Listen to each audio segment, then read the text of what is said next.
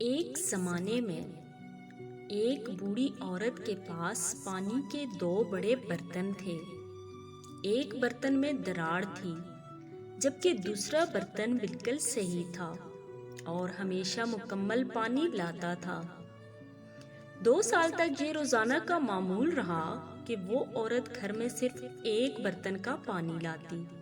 یقیناً صحیح برتن اپنی کامیابیوں پر فخر کرتا تھا، لیکن دراڑ والا برتن خود پر شرمندہ تھا کہ وہ صرف آدھا کام کر سکا۔ 2 سال کی اس تلخ ناکامی کے بعد ایک دن دراڑ والے برتن نے عورت سے کہا، میں خود سے شرمندہ ہوں کیونکہ میرے سائیڈ میں دراڑ کی وجہ سے پانی راستے میں بہہ جاتا ہے۔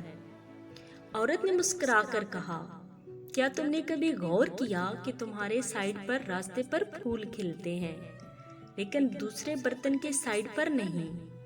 اس نے کہا، میں ہمیشہ تمہاری خامی جانتی تھی، اس لیے میں نے راستے پر پھولوں کے بیج بو دیے، اور ہر دن جب ہم چلتے ہیں تم انہیں سیراب کرتے ہو۔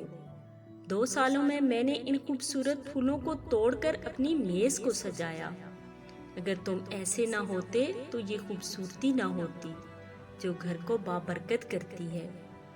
ہم میں سے ہر ایک کی اپنی منفرد خامی ہوتی ہے، لیکن جو دراڑیں اور خامیاں ہم میں ہیں وہ ہماری زندگیوں کو ساتھ مل کر دلچسپ اور انعام دینے والا بناتی ہیں۔